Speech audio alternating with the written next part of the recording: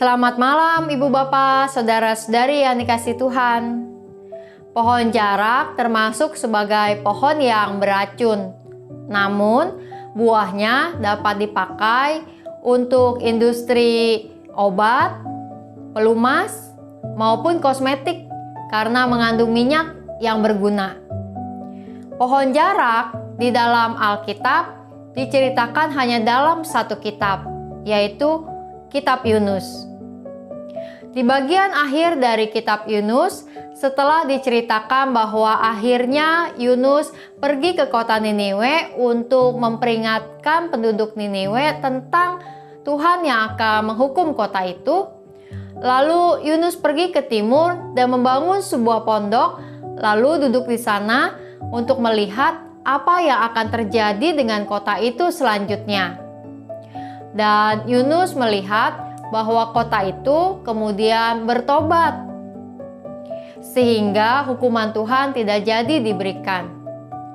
Lalu Yunus menjadi kesal hati karena hal itu, karena dia tidak suka Niniwe bertobat. Nah, di dalam Yunus 4 ayat 6, Alkitab bercerita, "Lalu atas penentuan Tuhan Allah, tumbuhlah sebatang pohon jarak melampaui kepala Yunus untuk menaunginya, agar ia terhibur daripada kekesalan hatinya.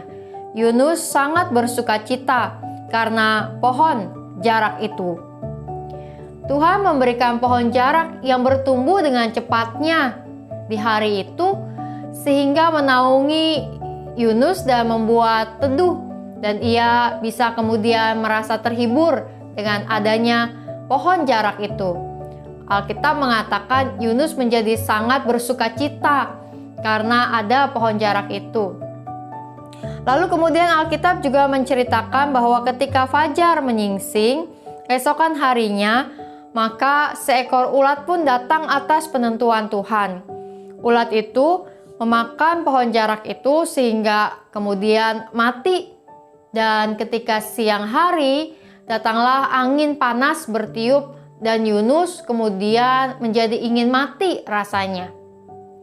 Dan di dalam peristiwa itu, Tuhan mengingatkan Yunus. Bukankah Yunus begitu peduli dengan pohon jarak yang tumbuh hanya dalam sekejap itu, yang Yunus tidak berbuat apa-apa untuk menumbuhkan pohon tersebut? Bukankah Tuhan jauh lebih mengasihi Niniwe yang penduduknya ada 120.000 orang dengan kota yang begitu besarnya? Dan bukankah karenanya Tuhan ingin menyelamatkan Niniwe sekalipun mereka tadinya adalah penduduk yang berdosa, yang akhirnya kemudian bersedia bertobat dan Tuhan kemudian menyelamatkan mereka. Bapak, Ibu, Saudara-saudari yang dikasihi Tuhan, pohon jarak dipakai oleh Tuhan untuk mengajar Yunus yang egois, yang tadinya hanya memikirkan diri sendiri dan tidak peduli dengan keselamatan penduduk di kota Niniwe. Dan demikianlah di dalam kehidupan kita, Tuhan bisa menumbuhkan pohon-pohon jarak menjadi pelajaran bagi kita. Ketika ada peristiwa, pengalaman, atau juga hal-hal yang dilakukan dan disampaikan oleh orang lain kepada kita yang membuat kita tersadar untuk peduli dan berbuat sesuatu dengan sukacita bagi orang-orang lain. Sehingga kita tidak hanya memikirkan diri kita sendiri, kesenangan diri kita sendiri, melainkan menjadi orang-orang yang siap dipakai Tuhan membawa kebaikan bagi banyak orang. Semoga kita dapat belajar dari pohon-pohon jarak yang juga ada di dalam kehidupan kita, yaitu kesempatan ketika Tuhan mengajar kita, menyadarkan kita untuk lebih peduli dan memperhatikan sekitar kita. Kini mari kita menaikkan doa-doa syafaat kita.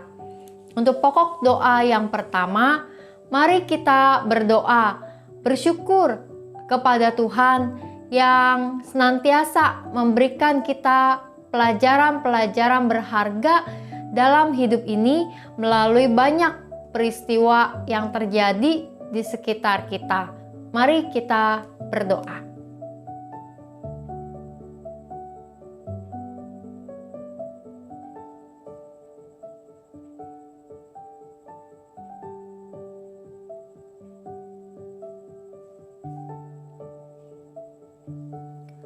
Pokok doa yang kedua, mari kita berdoa agar semakin banyak orang yang peduli dan berbuat baik bagi sekitar dan lingkungannya dengan sukacita, dengan hati yang rela dan tulus untuk membawa kebaikan.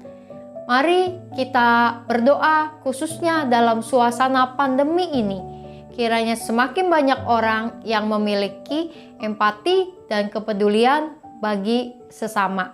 Kita berdoa.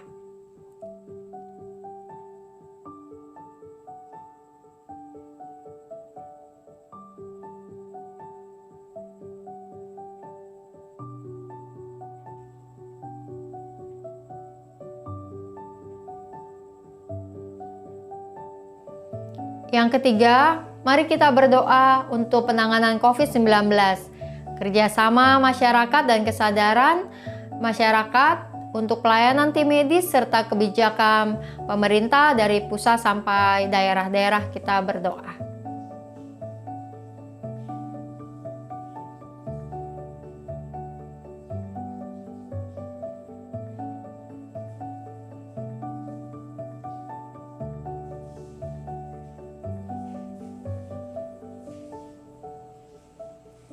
Mari kita berdoa.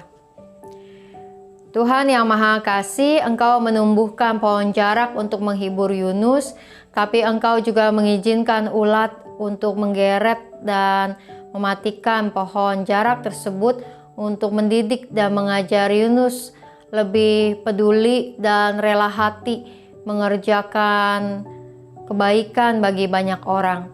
Maka Tuhan, biarlah dalam hidup kami juga dapat memperoleh tanda, pelajaran, dan pengalaman untuk lebih peduli lagi bagi banyak orang, agar kami tidak hidup egois, hanya memikirkan kesenangan diri kami sendiri, tetapi kami dapat melakukan banyak hal untuk mendatangkan kesenangan orang-orang lain, mendatangkan sukacita, dan kami dapat menjadi berkat bagi banyak orang dalam kehidupan kami.